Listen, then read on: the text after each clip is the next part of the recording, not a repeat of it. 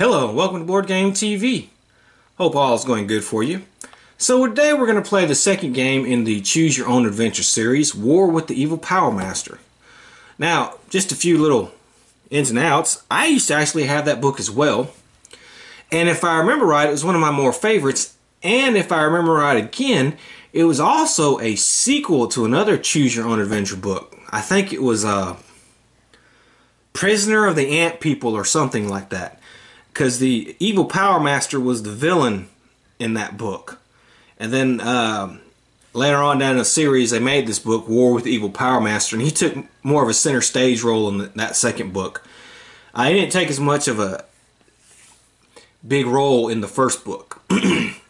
Now, this game plays, as you can see, it's got a different board. It's going to play very much differently.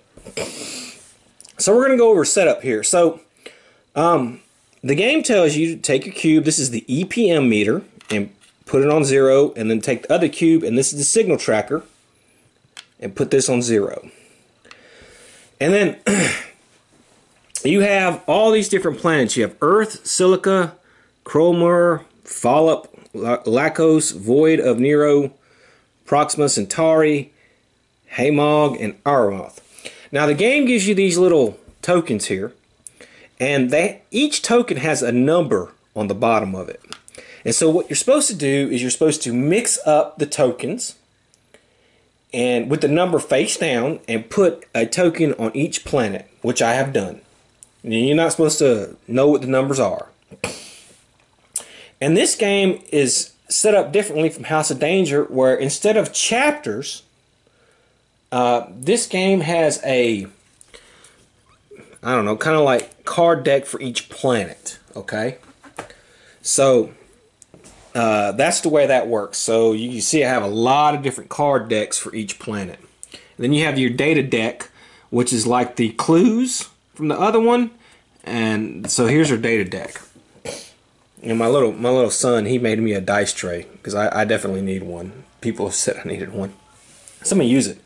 So this game also has characters. We have Dante, Tara, Flipetto,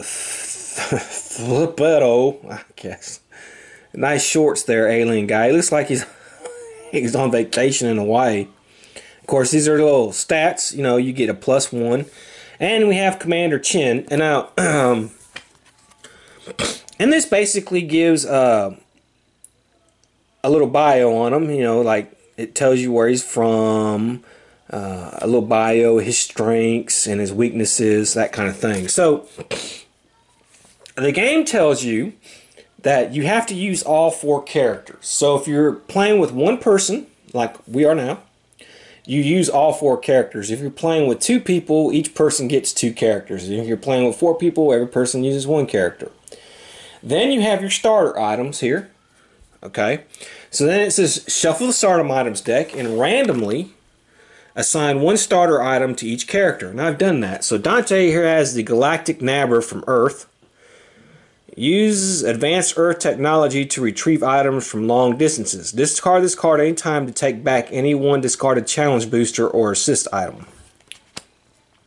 We have the Lacunian Action Ointment. Tara has that. Tube filled with an energizing goo manufactured on Lacos. After a challenge roll, discard this card to roll again and add the second roll to your first roll for your challenge total. Fliplo here has Fallopian Rocket Fuel. Frothy fuel concoction made of super potent fallopian tree sap. Makes you go fast. Discard this card when traveling to a new planet. Increase EPM meter by only 1 per each path segment traveled. Okay, I didn't touch on that. As you can see, between planets, there's like these plus numbers. Like between Hamog and Proxima Centauri, there's a +2. So when you would travel to planet, you would also raise the EPM meter, and that's Evil Power Master meter, and you don't want it to get up here to 25. And this is our signal tracker. Okay. And it starts, you know, level 4, then you have level 5, then you have level 6. You know, that's kind of like the last time what you have to roll. You know, so if I'm in here, anytime I have to do a challenge, it's going to be a level 4 challenge. I have to roll 4 or better. And of course, the signal tracker will raise it up, and eventually it'll come up here to 25 if we're lucky. So Commander Chin here has a Proximus Satari Pain Reducer. Mitigate the pain by swallowing the contents of this bottle. Discard this card during a challenge to reduce the challenge level by 1. So there you go. So that's basically, and then it says take the rest of the starting items and put them back in the box. You're not going to use them anymore. So there you go. So we have our 4 starting items. Okay. So then it says, well, early in the game, okay, so here we go. So we've got the game set up. Object of the game. Let's do a little narrative here. The evil Power Master is leading a violent rebellion against the Lacunian system, an alliance of several galaxies and thousands of planets. You are part of a rapid force crew from Lacos tasked with bringing him down before he can carry out his sinister plans. Okay. This is a cooperative game in which players work together as a team to defeat the evil Power Master. Your crew must use data, clues, and an ingenious algorithm to boost a radio signal that will lead you to the evil Power Master's location. That's what we're trying to do, is figure out where he's at on here. If your crew discovers the evil Power Master's location before he realizes his evil scheme, a final battle ensues. If the crew defeats the evil Power Master, the Laconian system is saved. Otherwise, it is destroyed and all order in the system is lost. Wow. Okay. So, let's get started. So, it says start the game by taking the 3 Laconian Congress story cards. Pick a player to read the first card, then follow the story from there. Okay, so here we go. These are it. Oh, wait a minute. Epilogue. That's not it. These are epilogues. I picked the wrong one there. My bad. I'm sorry. Sorry. Okay, we have the Lacos. Here we go. Alright, so the crew enters the rapid force base to discuss their next move. An exhausted Chin drops into his chair as Tara paces back and forth. Filippo pounces on a Cronor Crunch Bar while Dante noisily fidgets with the gear on Chin's desk. I guess it's supposed to be Nestle Crunch. Now we have free item. Draw data 118. I know it's a computer type thing that's supposed to look like that. I just wish it little numbers there. So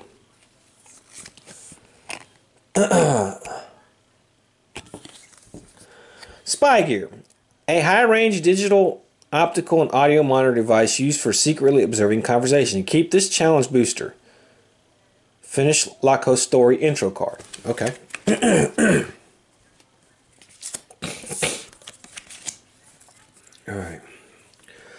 Alright. Give up, fools. Your time has come, says Dante, intimidating the booming message the evil Power Master delivered to Congress. Zip it, you gadget, admonishes Tara.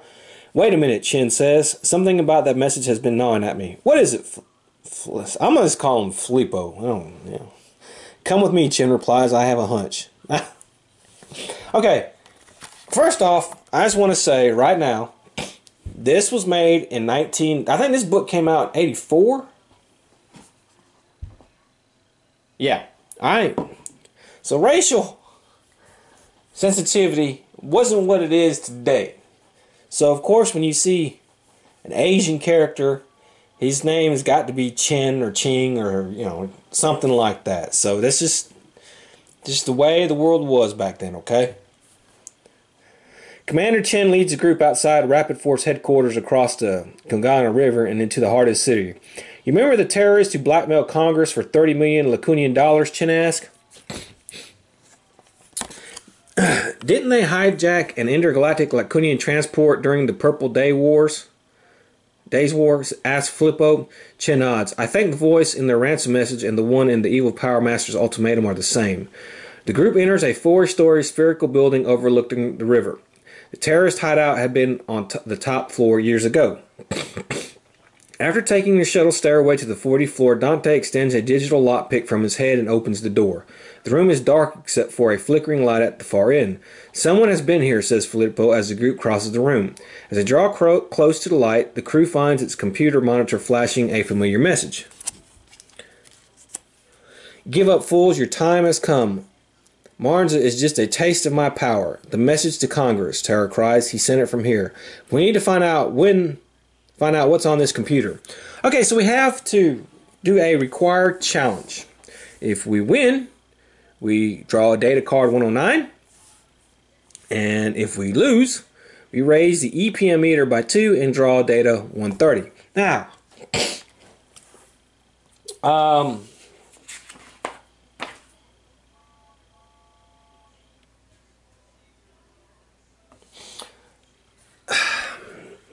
obviously, there's kind of a little bit of a flaw in this game, okay?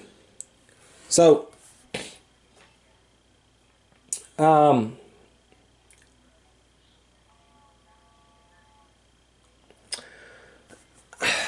okay, this is the required skill to do the hack challenge.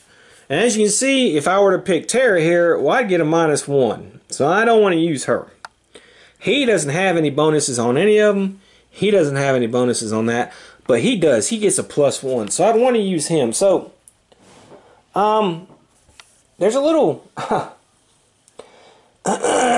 it says to perform a challenge, follow these steps. Check the challenge level. We're at level 4. Choose an active character. Each character has certain challenge types they're more or less proficient in, as shown on the character. If a challenge type shows a +1 next to it, okay. When choosing a character to use for a particular challenge, take into account each character's proficiency as well as any challenge boosters they possess. Each character begins the game in the active state. After a character performs a challenge, their character card is flipped over and they become inactive. Okay, inactive characters cannot perform challenges. When the last active character performs a challenge, make all characters active again. Okay, so this is how you do this. So, obviously, I want to choose him because he gets a +1. So, whether or not I succeed or fail, eventually, I have to flip him over. And then the next challenge I do, I have to use another character. And then until I use all 4, then I can flip all of them back. So I'm hoping I don't get stuck having to do one of these challenges with her being the only active character. But let's go ahead and do the challenge with him. He gets a +1. So let's see. Alright, I got a 4 exactly. So I pass. So draw data 109. Okay. Hacking the computer reveals the evil Power Master's plan for taking over Congress after it capitulates to his demand. Unit 3, possesses Great Hall. Unit 2A, waylay Congress, signal security. Unit 2B, access computer control center. Unit 4, seize food distribution. Unit 5, occupy information center. Unit 1, neutralize rapid force. Go to Lacos story card 11. So before I even forget, I'm going to go ahead and flip him. He's done. So now we got to go to Lacos story card 11. Let's see what we got.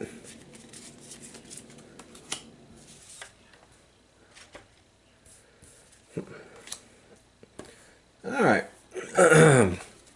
Okay. They're so confident in success, says Commander Chen, staring at the occupation plans. They must have hundreds of renegades on Lacos already. Or close by, Filippo adds. We should report to Congress, says Tara. Grab the computer. Perhaps Central Computer Services can get more data from it. Dante's head opens up and extends several arms, but then he hesitates. I'm seeing some oddities in these plans, the droid says. Could be a code. Code, Chen asks.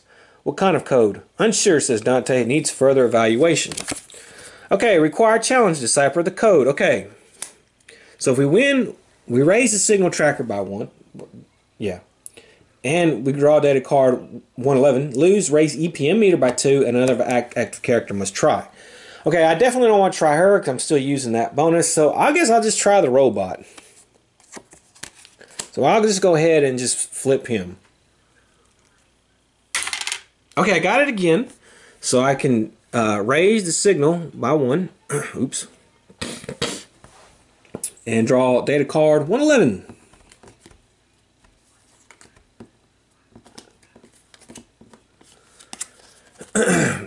It seems odd that the numbers of the plan are out of order and there's an extra N in neutralized. Taking just the first letter of each word in each step and the extra N spells out a strange word. Passon. Could that be it? Okay, well, I don't know. Finish story card 11. Okay. Alright, Passon asked Tara, what does that mean? The Passon Research Facility, says Chen. Filippo and I worked there when we listened to fish. What? Dante raises one eyebrow. It's on a remote island, asks Chen. A perfect spot for an evil power base. Let's go, says Filippo. We should report to Congress first, says Tara. Man, you know what? I'm not going to report to Congress because I don't trust the leaks. I want to be a renegade. Usually got spies around here. So let's go to Pawn Research Facility and Latco Story Card 5. Yeah, I don't trust not a spy somewhere, you know.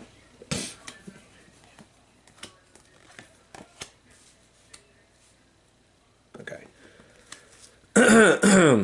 So what is this fish facility, asked Tara after the group reconvenes in Commander Chen's office. Chen explains that Thon Island was home to a seed farm that raised 1,000-foot-long fish for food in the days before protein-modified hydroponics became a more profitable way to feed large populations. After that, the facility turned to research on marine intelligence and communication. Chen and I were sent there to monitor fish communication, Filippo says, before we entered Rapid Force. Chen shudders, and after the Zondo Quest Group debacle. Ugh. Dante beeps some words for a moment. Reports show only a small crew of researchers remain. Tara considers this. If the evil Power Master's minions are controlling that facility, they will see us coming and escape.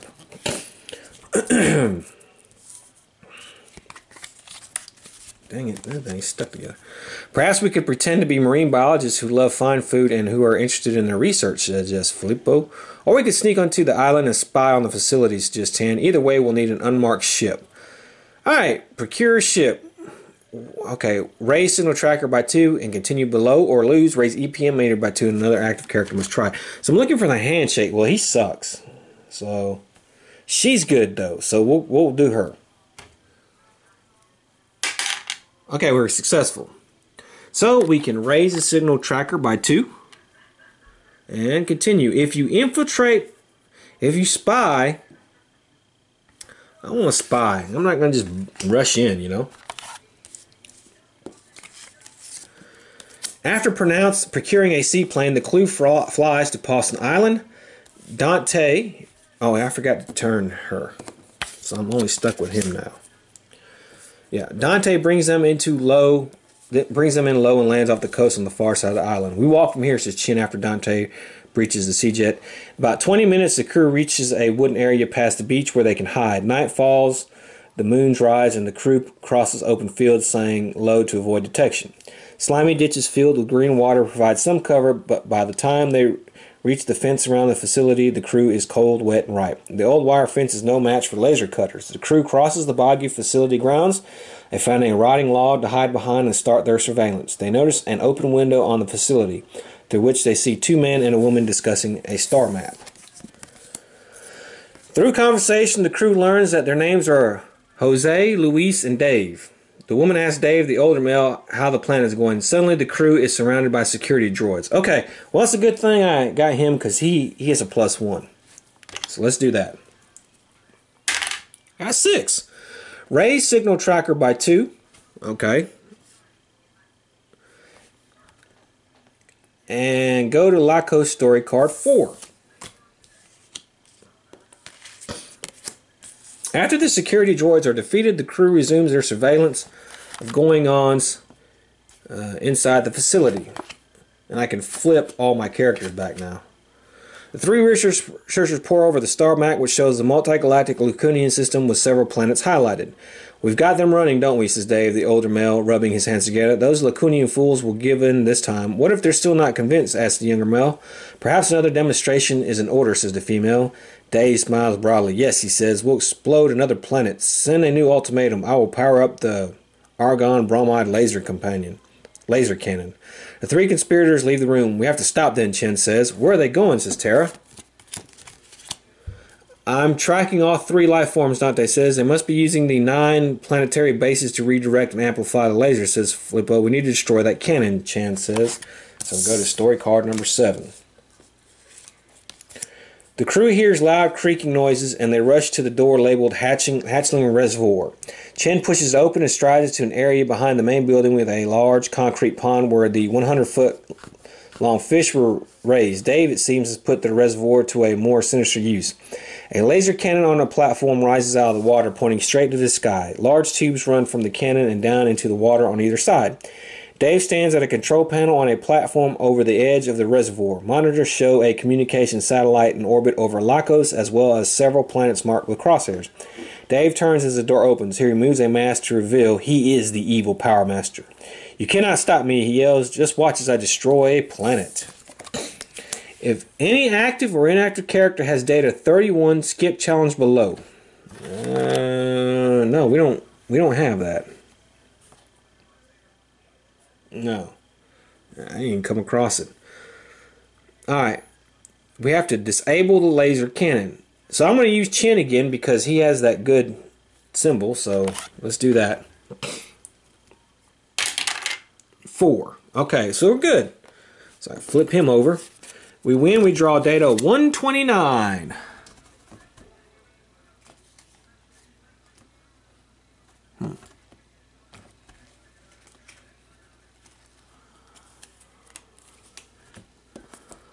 Let's see what it says.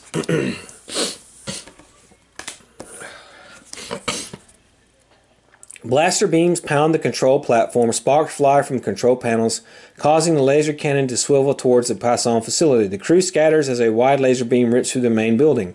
The faculty erupts in flame, sending molten debris down onto the cannon, melting the cooling tubes. The laser overheats and explodes when the smoke clears. Evil Power Master is gone. Draw data 124. I think that's 124. It looks like a 124.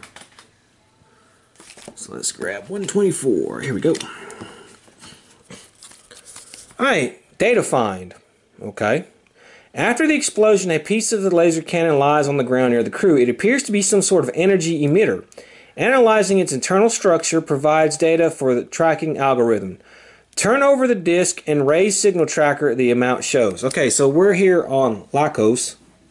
So I'm going to turn over the disk, and it says 5. So I'm going to go 1, 2, 3, 4, 5. We're now at challenge level 5.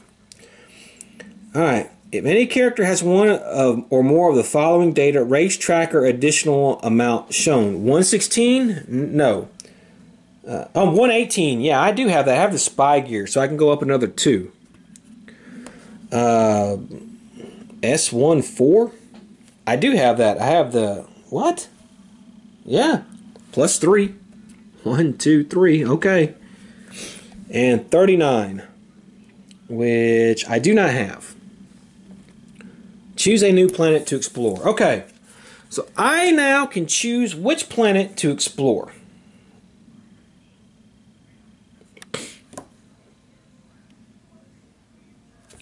So, I'm here. So I can either go to the void or fall up.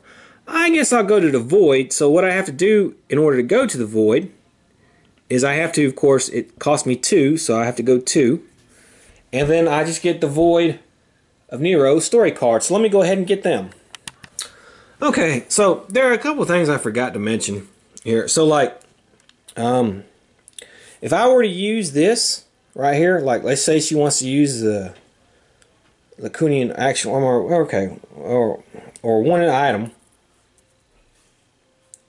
and I failed the challenge by rolling a 1, because this is like the last game. If you roll a 1, you automatically fail. The item is gone. It's destroyed. Okay, I can no longer use it. And of course, if the EPM meter gets 25 or our signal tracker gets 25, we go to the end of the game.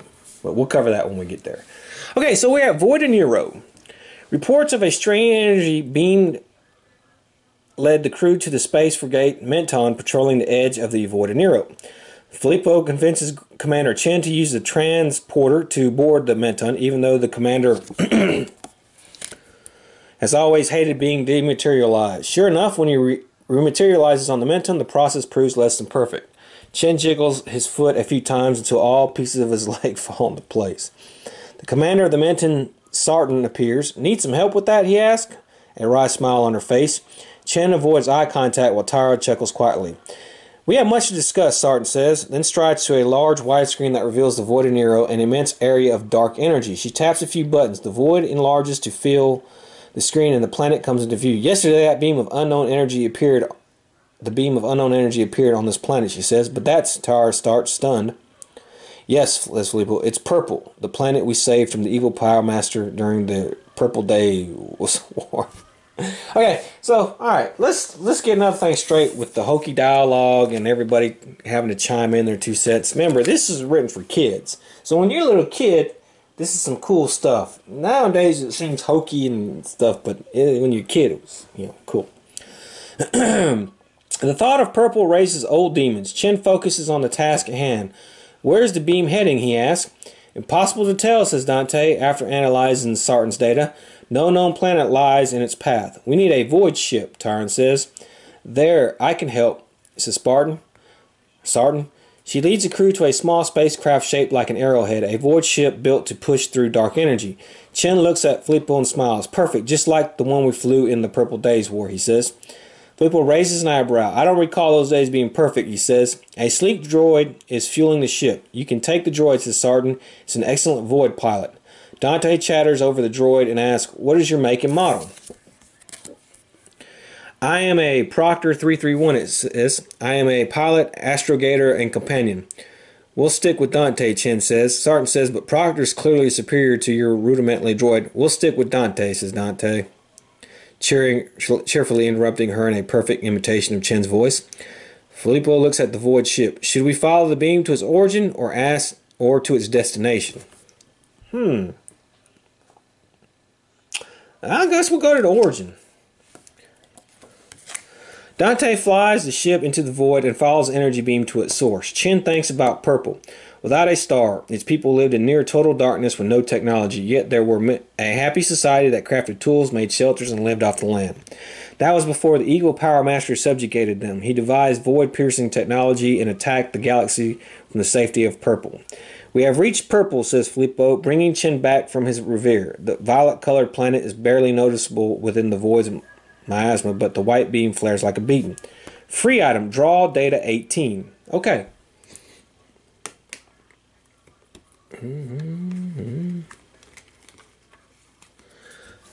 Alright, so we have planetary scanner. Staccato beeps animate from the console as the sensor scans the planet from orbit. After 12 beeps, a handheld planetary scanner pops out of the console. Keep this challenge, Busher. Finish Voyager's story. Okay, so I'll give it to the droid.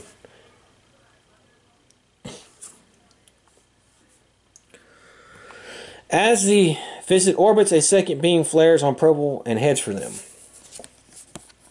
If any active or inactive character has data 05, the team automatically wins the challenge. Well, we don't have that. Required challenge, dodge energy beam. Okay. So he's actually got a +1 on that, so we're going to do him. Now we need a 6 or higher, but we have a +1.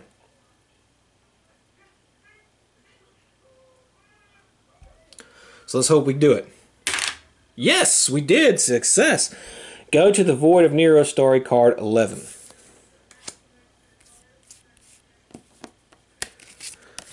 The ship lands on purple. A sound like thunder echoes in the air outside the ship. Dante spins in a quick circle as creatures run headlong towards the crew from all directions. The crew is soon surrounded by purple-ins carrying clubs, spears, and axes, their maya skin barely visible against the violet sky.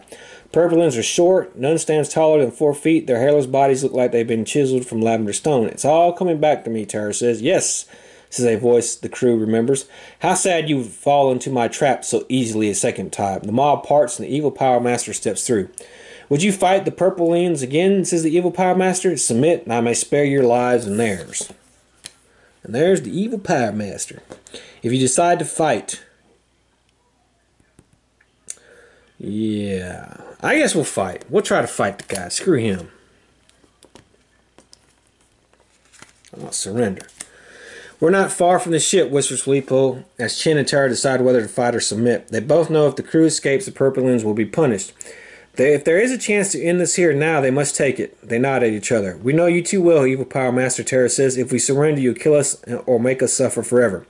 Chin whips out his blaster and aims at the evil one. This ends now, he screams and pulls the trigger. Nothing happens. Did you forget where you are, says the evil one with a chuckle. Energy weapons do not work in the void of Nero unless you are inside a dark energy shield, which you are not. With a last laugh, the evil Power Master slips through the throng of Purplins as they advance on the crew.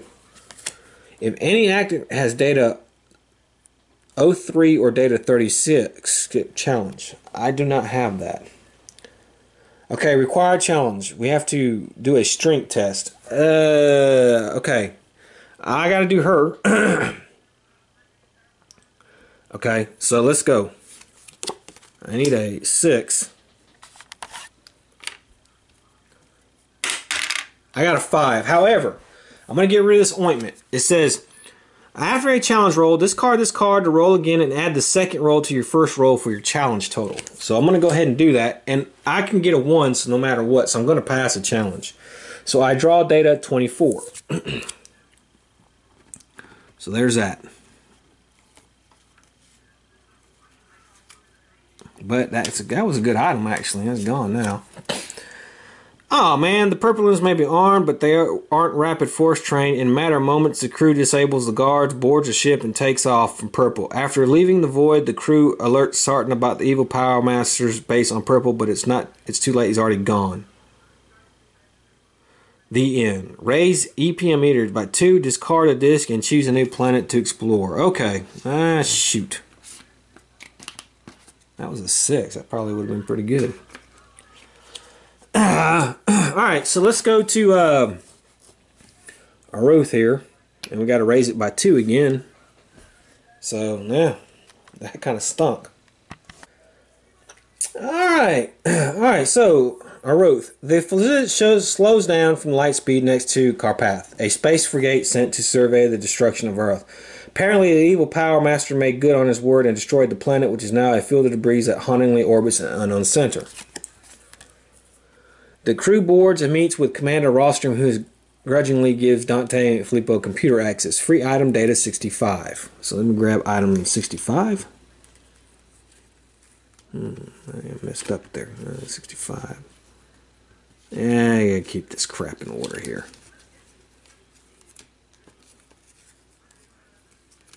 Here we go. Okay, so I get a remote mainframe access device. This device allows Wi-Fi access to the mainframe computer.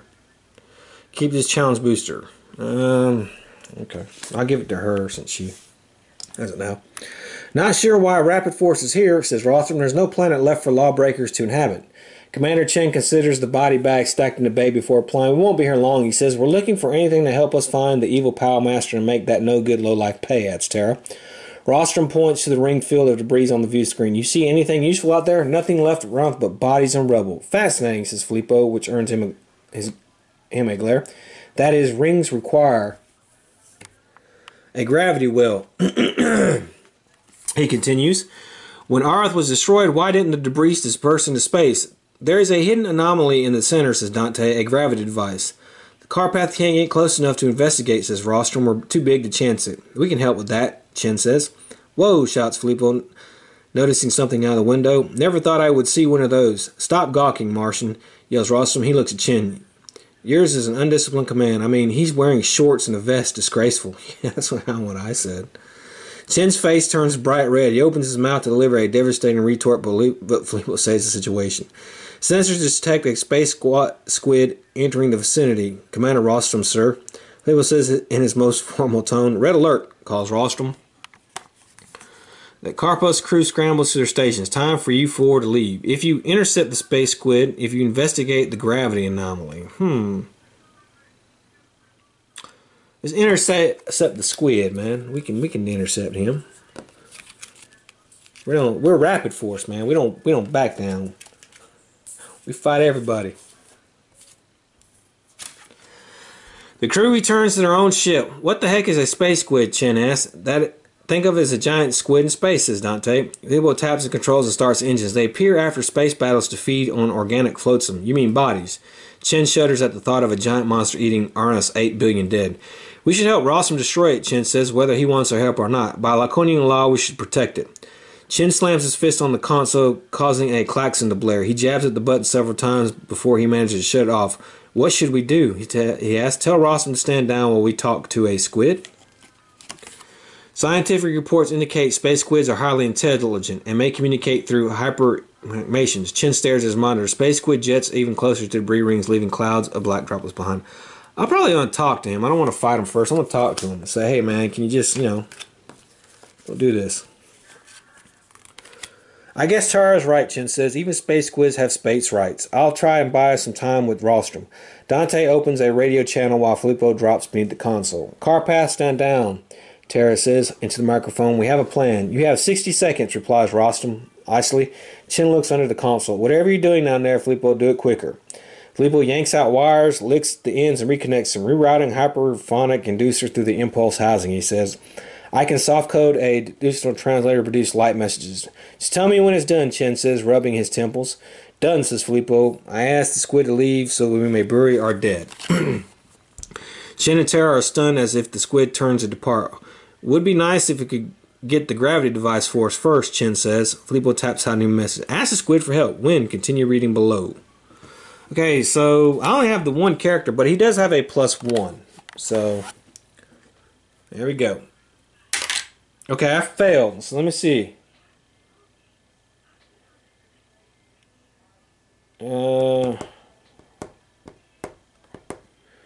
Now, I can do this. It says discard this card at any time to take back any challenge, to back any one challenge booster or assist item. So I'm going to do that. I'm going to get that ointment again. And I'm going to roll again. And that time I got a 5. So 5, I have to discard it again. But 5 plus 2 is 7, so I needed a 6. So the squid jets to the center of the rings, returns, and offers the crew a strange device. Get data 59.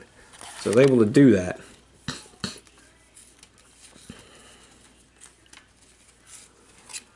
Okay. The mysterious gizmo pulses with a mysterious glow. There's a serious black market for these things. Keep this challenge booster and go to story card 11. Okay. Alright.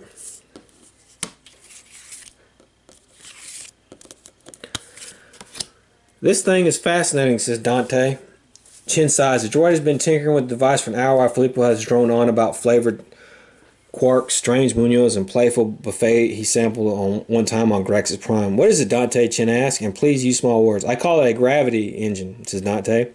It tears matter apart when he builds it as particles of pure gravity, Fleepo explains. Chen and Tara stare at Fleepo, their mouths slack. It changes the gravitational constant, says Dante, on a planetary scale. That thing destroyed islands with gravity? Tara asks, well, yes, says Fleepo. Can it do it again? No, says Fleepo. It's missing the impulsion marble. It's a pivotal component of the device. Any idea where the evil Power Master sent this item from? Asked Tara. We tracked a signal to a base outside the system, says Dante. Draw data 70. So I will do that.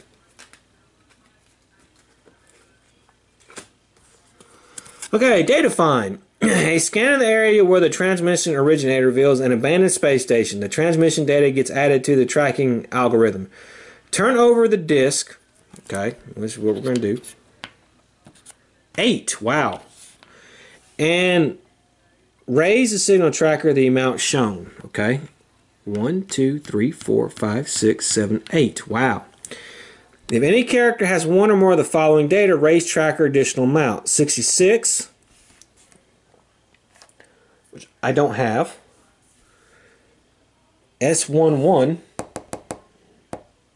I do not have. 28, I do not have. So I don't raise any additional. That's fine. And choose a new planet to explore. Okay, so I guess we'll go to Hamog here. And of course I have to raise this 1, 2. So let me get that done. So Hammock starts off and says, if the EPM meter is 8 or higher, skip this card and go to story card 6. It is 8 or higher. We're on 8 actually. So I have to go to card 6.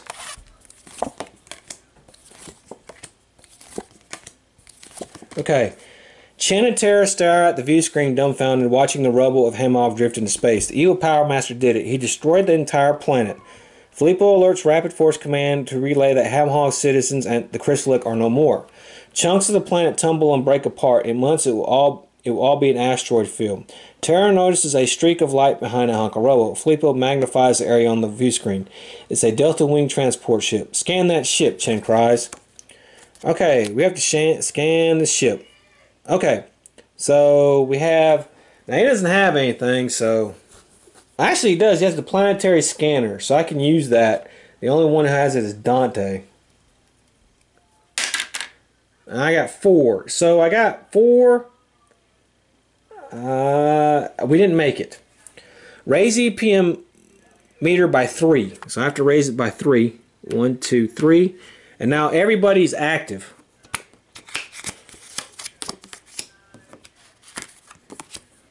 So let me go ahead and do that.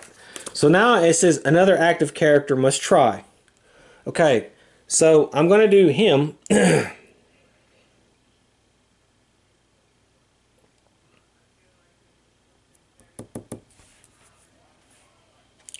So I get a plus there. Okay, I failed that. Yeah, he failed. So, ugh.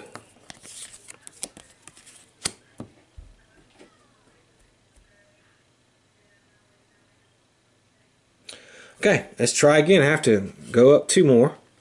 Commander Chen's going to try.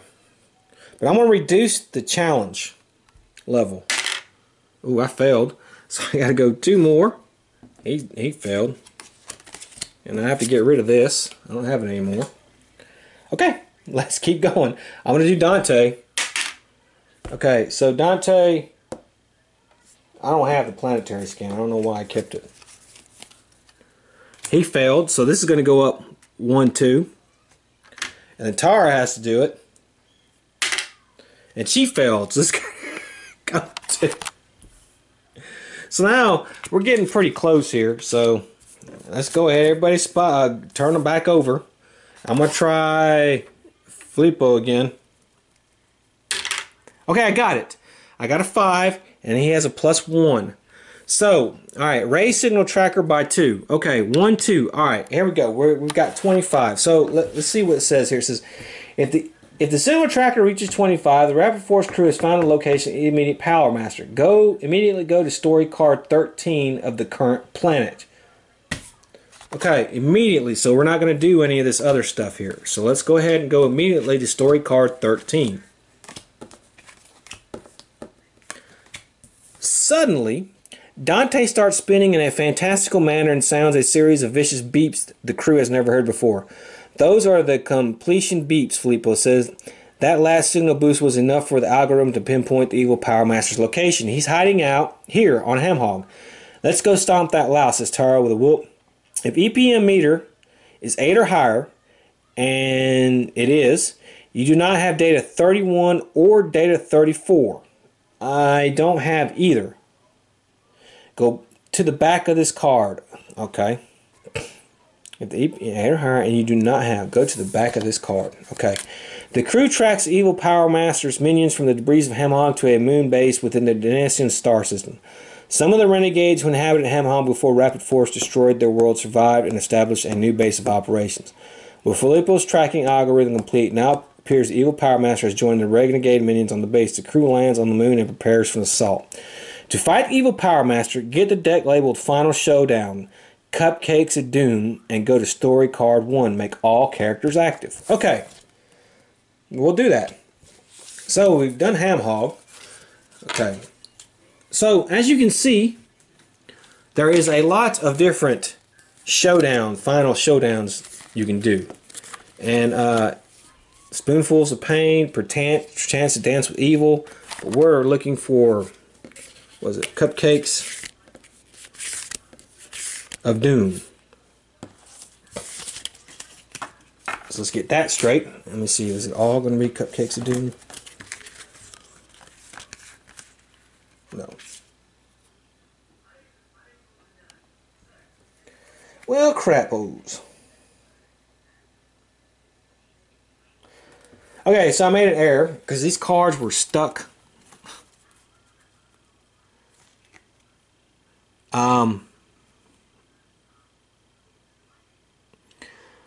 Okay, so before we get to the end, I screwed up, but we'll go ahead and play through it because it's really not going to change much. Remember, we started on La Coast. Okay, so it's basically the evil Power Master's back, and he's still doing his evil thing. Okay, so you basically have a story here.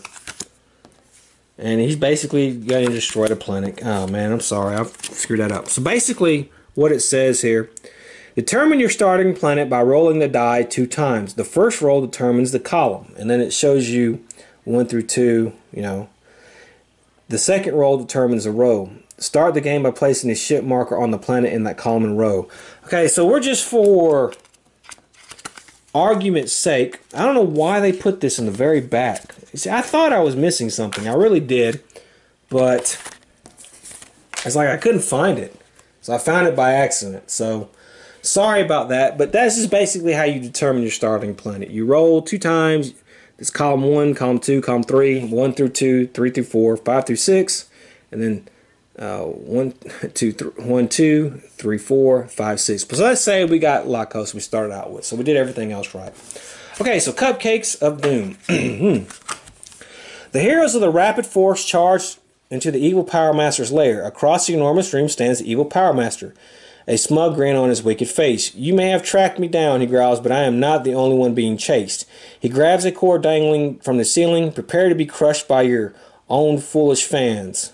He yanks a cord which rolls open a hangar door, and thousands of Rapid Force fanboys and fangirls swarm into the room, a stampede of adoration. They quickly overwhelm the crew. Pens are pressed into Chen's hands to sign dashing photos. Breathless groupies, what? And copycat hairstyles as Tara, who she's wearing. Devotees, selfie sticks appear in all of Dante's. Okay, obviously this was not in the book version back in 1984. Okay, so let's go ahead and get that straight. There's no selfies back then. You know, we had no concept of what the hell a selfie would ever be back in 1984. Okay, so yeah. One fan is waving a copy of Filippo's self-published poetry volume, begging him to read from it. Completely surrounded, the crew struggles to breathe. They try to push through, but each admirer is replaced by another with no end in sight. Over the roar of the crowd, they make out the evil laughter of their archenemy. Required challenge: survive the rabid fans. Challenge level is 6. We have strength or this one. Now this guy is actually pretty good at either of them. This guy's terrible at either of them. So I'm going to try Commander Chen. So let's go. We got to get this going here. 5. Okay, plus 1 is 6. So yes, go to story card 6.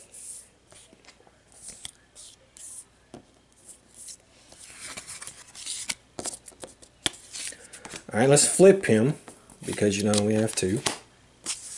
Suddenly, the adoring throngs disintegrate into a fine dust, providing both a clear path to the evil Power Master and a profound metaphor for the fleeting nature of fame. The confused crew is left holding pens and posing for no one, but Dante beeps triumphantly. He tried to trick us with cheap Marzarian androids, but I pulsed their self-destruct frequency and smoked them. He spins in excited circles. No droid is smarter than me. Chen, autograph book in hand, struggles to hide his disappointment. Phew, I'm so glad all those people who loved me weren't real. The evil Power Master stares slack-jawed at Dante. Curses, I knew I should have brought the extended protection plan. Still, you cannot escape my most fiendish weapon yet, the DNA recombinator musket. Terra grasps, not a recombinator. The evil Power Master shakes his head and sighs, Recombinator. That's what I said, Terra snaps, indignant. The back and forth continues, and Filippo takes advantage of the distraction to pick up a headshot of Chen and fold it into a perfectly pointed paper airplane.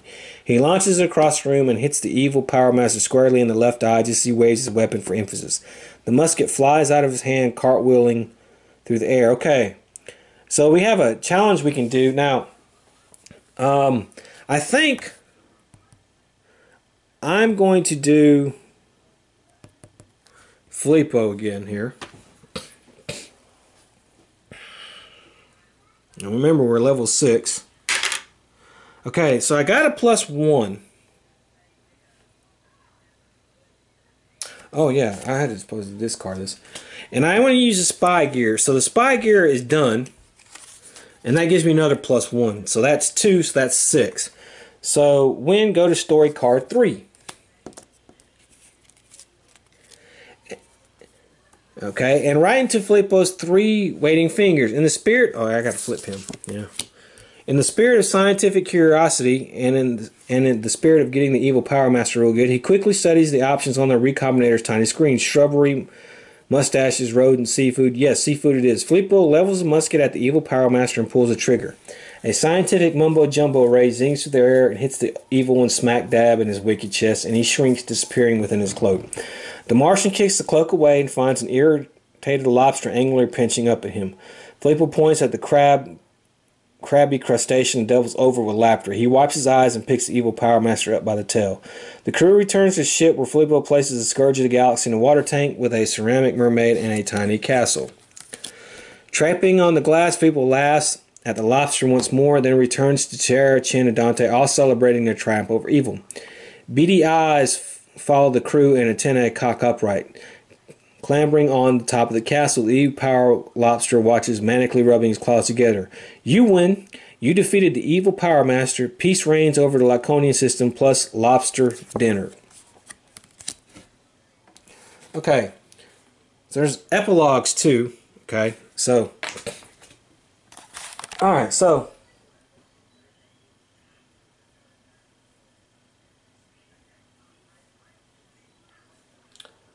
There we go. Now there are some things that I'll tell you to do epilogues and stuff like that, obviously. But we didn't have to do one on this one. So, there we go. War with the evil Power Master. Okay, so let me do a few things and I'll come back and give you my final thoughts on this game and House of Danger. Alright, so let me give my thoughts on House of Danger and War with the evil Power Master. And we'll talk components first. These games are not expensive. They're 25 bucks basically. You can find them at Walmart or Target or wherever. And the components for a $25 game are not bad. I mean, there's a lot of basic story cards. You know, everything's kind of a little cheaply made. But for $25, you know, what do you want? This is not going to be a $100 game with the miniatures and all that stuff. So this is just meant to be portable, played quickly, and all that kind of stuff. And it's supposed to be inexpensive, and you get what you pay for in board games. Okay, it's $25. The components match the price point. Next is probably setup. Setup is no problem. Setup is 1 minute, 2 minutes. That's basically it. The instructions tell you how to set the game up. You set it up real quick, and that's it. That's it for setup. No problem. Fun factor. Okay, here's the main dig, or I'll say pro-con type part with this game. If you were a kid growing up in the 80s and you got these Choose Your Own Adventure books, then these games are worth looking into and getting.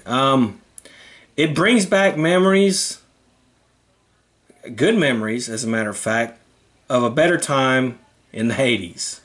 Okay? You know, if you're my age or a little younger and you grew up reading those books, these games, which came out of the blue, I had no idea. I just remember seeing them at a store one time. I didn't buy them then. My wife bought them for me, but I saw them at a store one time and was like, well, goddamn, they made a game on the old Choose Your Own Adventure books. What the? I looked at it and it was amusing and it brought a smile to my face. So, if you enjoyed these books when you were a kid, I recommend it. 25 bucks. You know, what can you say? And another good thing about that is this is family-oriented stuff. So you can play with your kids or any other family member and bring them and get them interested in Choose Your Own Adventure books and go buy a bunch of them off eBay or whatever. Hell, I even thought about buying a bunch of these off of eBay, books off of eBay, just to bring back the nostalgia and have my kids read them. And I will tell you this, my son played, my 12-year-old son, played House of Danger and War with the Evil Power Master. Now, he plays some games with me and he likes some games, but he basically played the game solo. I just read the story to him, okay? He made all the choices and rolled all the dice and stuff like that. And he got him so excited he made me that Lego dice tray. He loved it. He had a ball with these games. And, you know, for a 12-year-old, my son he's not a typical 12-year-old. Let's just say he's kind of a late bloomer. He isn't really discovered girls yet, and he still likes things typical of a kid a few years younger than he is, and stuff like that. So he really loved it. He enjoyed these games. He had a blast playing it, and for days he was talking about how much fun he had, and he couldn't wait. We played House of Danger first, and he couldn't wait to play War with the Evil Power Master. He just it wowed him, man. He loved it. So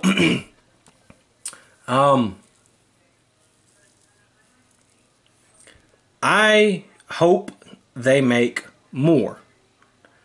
So they seem to make one a year. I hope they make another one. If they make another one, I'm going to buy it. My son will love to play the next one. I would like to play the next one. I had fun playing it. It wasn't overly complicated. It was a lot of luck, and yeah, I died a couple times, mainly on House of Danger. But it's just fun. It brought back memories. It just takes about an hour, and you don't even have to play a full game at one time. You can play in House of Danger chapter by chapter, War with the Evil Power Master, planet by planet. And so, I loved it, and I'm a middle-aged dude, and my son, 12 years old, he loved it. And I think my daughter wants to play them, and she'll probably like them. So, and my son loves it so much, he's now wanting to read some of the Choose Your Own Adventure books. He's wanting me to get him some off of eBay. That's how much he likes these things. So, whoever thought of this, man, thumbs up. somebody had to be like, man, they had to be sitting around in a boardroom somewhere. Man, those Choose Your Own Adventure books we had when I was a kid? Man, we need to make those into a game. And it doesn't, if you're a fan of the books, you don't lose the flavor. I mean, they add a couple things in, like the selfie thing to modernize it and a few things like that. But for the most part, they stick to the book, whether you think the writing is hokey or not, good or bad. They stick to the book. It keeps that feel. You really feel like you're playing a Choose Your Own Adventure book. I mean, it's just the best way I can explain it. Which one do I like better? I do like War with the Evil Power Master better, although I like the story of House of Danger better. I think the story of House of Danger is, even though it's hokey with the chimps, the ghosts, the aliens, and all that stuff, it just feels... My son put it like this, and I had to agree with him. House of Danger felt more like a early Resident Evil type game where you're exploring the mansion. And I agreed with him on that. That's what it felt like to me. It felt like early Resident Evil. But it seemed to be much harder, and there just wasn't as much to it with the psychic meter and all that kind of stuff. Whereas War with the Evil Power Master, you get to choose what planet you go to.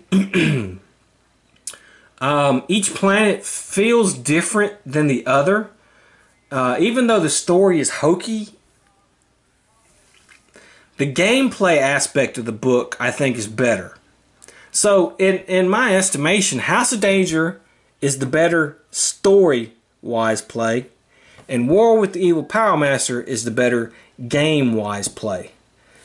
because it just feels like there's more to do and to go to each planet, and also with the 4 different characters, where if you're playing with more than one person, you can pick the characters, and each character has their own strength and ability and that kind of thing. So I'm interested to see. So War with the Evil Power Master does play very much differently than House of Danger. So I'm interested to see how the next one, if they come out with another one, how that will play differently from the other two.